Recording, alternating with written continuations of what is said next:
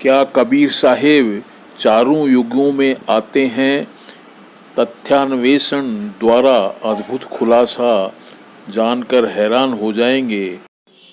भाग 4 में हम कबीर साहेब के द्वापर युगीन अवतार करुणामय के बारे में विचार करते हैं।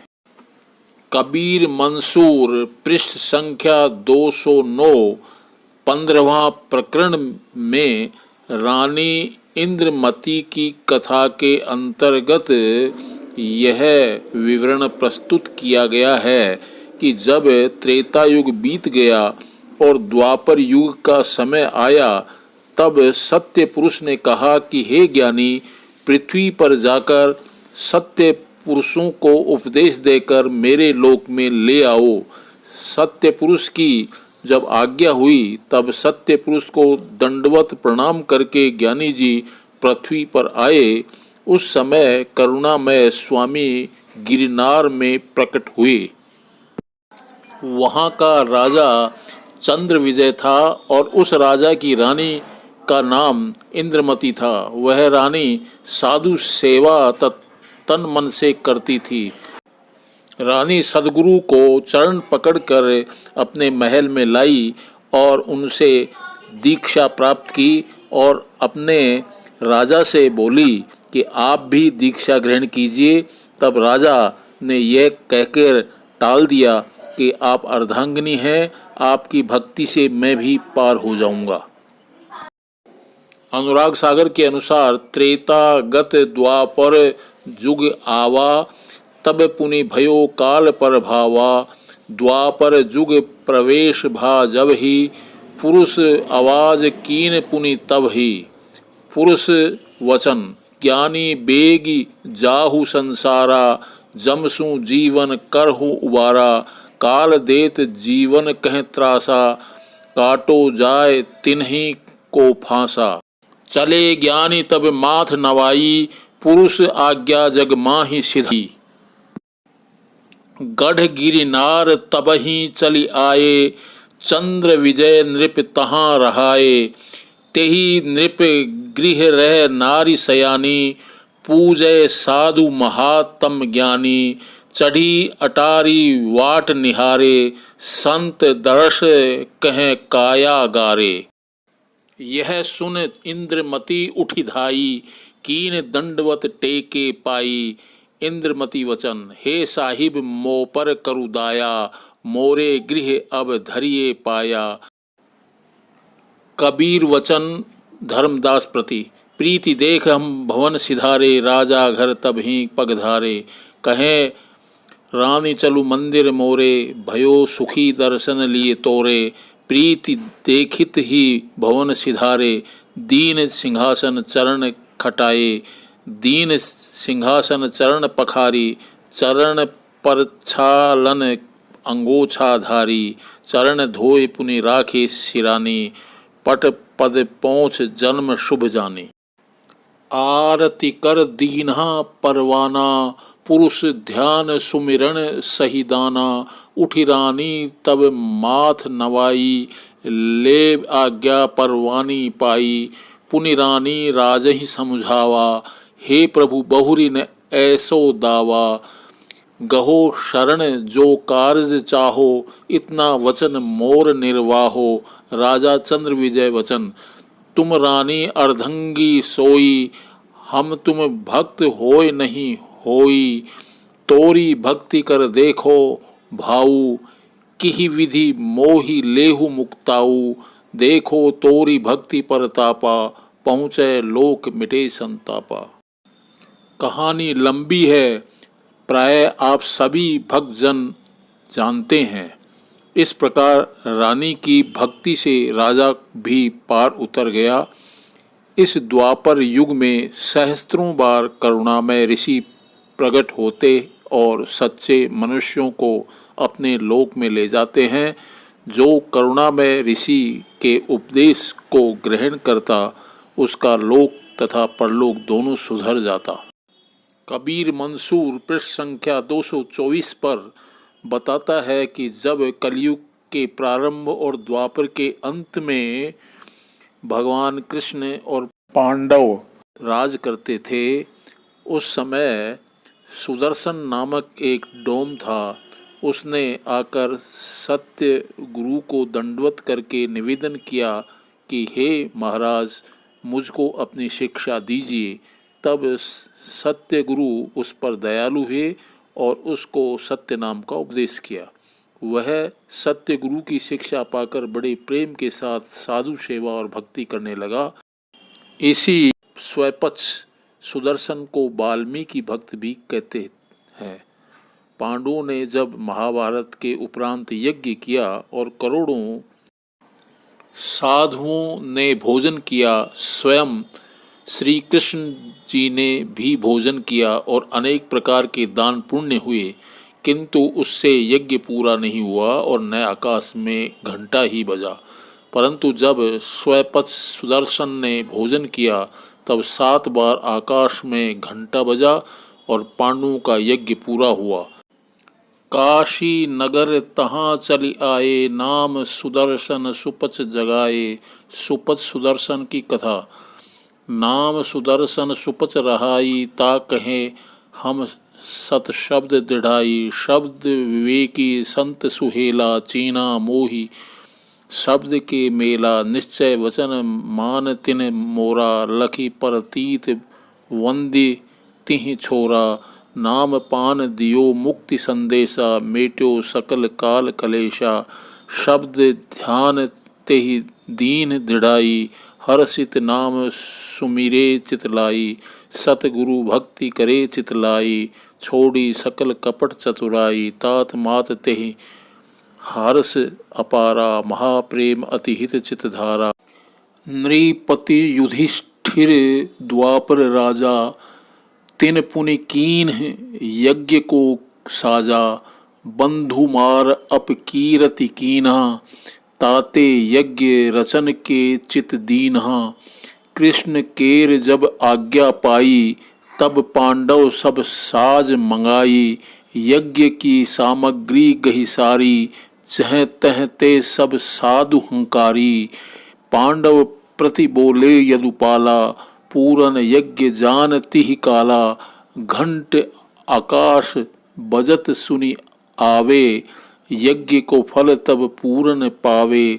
सन्यासी वैरागी झारी, आवे ब्राह्मण औ ब्रह्मचारी। भोजन विविध प्रकार बनाई, परम प्रीति से सब ही जेवाई। इच्छा भोजन सब मिली पावा, घंट ने बाजा राय लजावा। जब ही घंट ने बाज आकाशा, चकित भयो राय बुधिनाशा। भोजन कीन सकल ऋषि राया, बजान घंट भूप भ्रम आया। पांडव तब ही कृष्ण पह गयहु, मन संशय करी पूछत भयहु। युधिष्ठिर वचन करी के कृपा कहो यदु राजा, कारण कौन घंट नहीं बाजा। कृष्ण उत्तर, कृष्ण अस कारण तासु बताया, साधु कोई न भोजन पाया।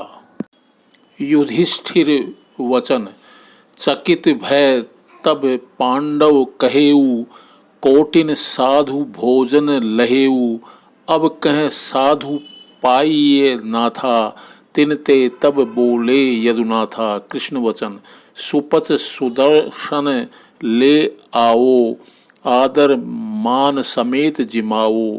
सोई साधु और नहीं कोई, पूरन यज्ञ जाहिते होई। कबीर वचन धर्मदास प्रति। कृष्ण आज्ञा जब अस पयऊ, पांडव तब ताके ढिग गयऊ। सुपच सुदर्शन को ले आए, विनय प्रीति से ताहि जेवाए। भूप भवन भोजन कर जब ही, बजा आकाश में घंटा तब ही। सुपच भक्त जब ग्रास उठावा, बाजो घंट नाम पर भावा।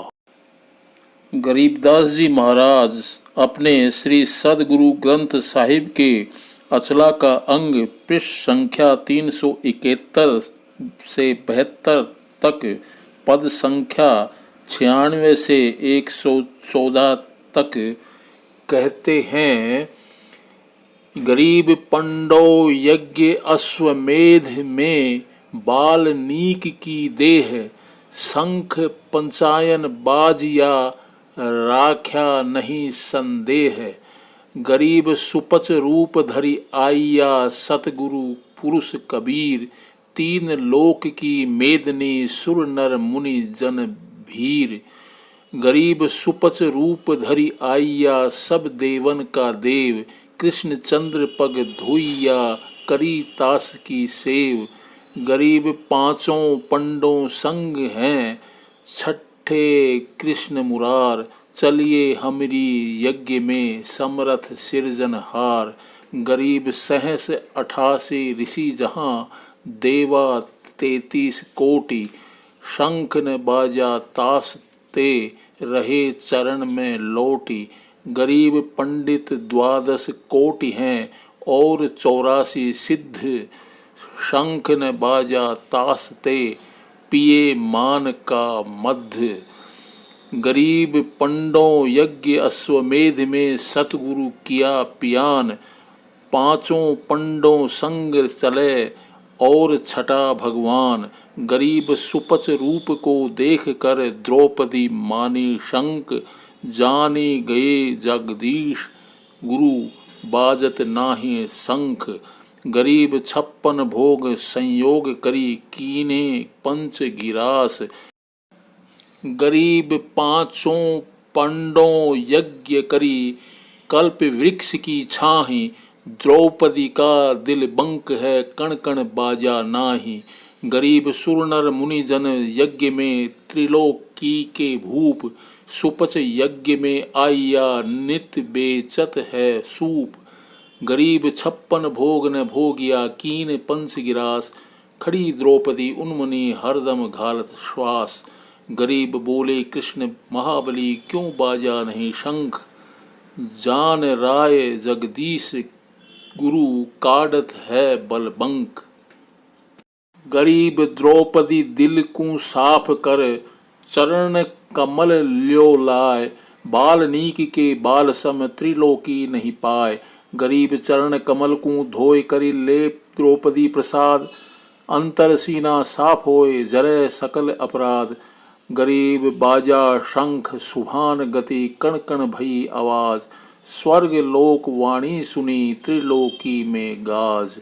गरीब पंडु राजा पारिंग भये टूटी जम की बंध, बंदी छोड़ अनादि है सतगुरु कृपा सिंधु। गरीब पंडों यज्ञ अश्वमेध में आए नजर निहाल, जम राजा की बंदी में खल हल पर्या कमाल। गरीब ब्रह्म परायण परम पद सुपच रूप धरि आए, बाल्मीकि का नाम धरि बंदी छुटाई जाए। मित्रों, बड़े आश्चर्य की बात है कि जिस महाभारत के लेखक श्री कृष्ण द्वैपायन व्यास जी ने अश्वमेध यज्ञ से ज़्यादा महत्व उच्च वृत्तिधारी ब्राह्मण के द्वारा किए गए शेर भर सत्तू दान को अश्वमेधिक पर्वांतर्गत 90वां अध्याय में नकुलोपाख्यान में दिया है, वे स्वपच सुदर्शन जी की उपेक्षा भला कैसे कर सकते हैं। अतः निश्चित ही यह बाद में कल्पित किया गया कथानक लगता है। महाराज युधिष्ठिर के अश्वमेध यज्ञ में एक नेवले का आगमन हुआ और वह मनुष्य की भाषा में बोला, सक्तो प्रस्थेन वो नायम यज्ञस्तुल्यो नराधिपः, उंचवृत्तेर वदान्यस्य कुरुक्षेत्र निवासिनः। 7 राजाओं, तुम्हारा यह यज्ञ कुरुक्षेत्र निवासी एक उच्च वृत्तिधारी उदार ब्राह्मण के शेर भर सत्तू दान करने के बराबर भी नहीं हुआ है।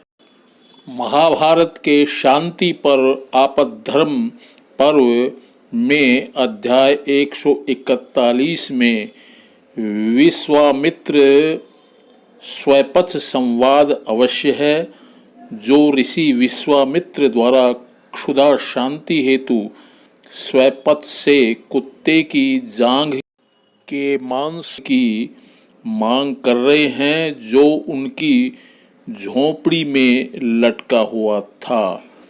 और स्वपच उन महर्षि को समझा रहे हैं कि यह आपके लिए अनुचित एवं पाप कर्म है। इसके अतिरिक्त संपूर्ण महाभारत में स्वपच सुदर्शन का कहीं नामोल्लेख नहीं पाया जाता है।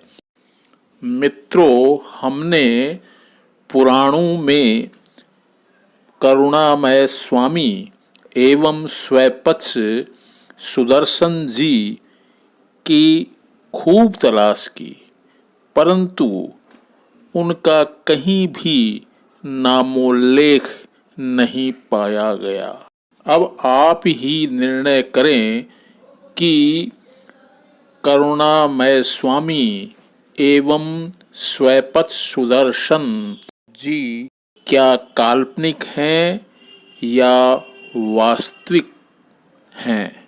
यद्यपि यह शोध कार्य पूर्णतया निष्पक्ष किया गया है, फिर भी यदि किसी भक्त भाई बहन की भावना आहत हुई हो तो हम क्षमा प्रार्थी हैं।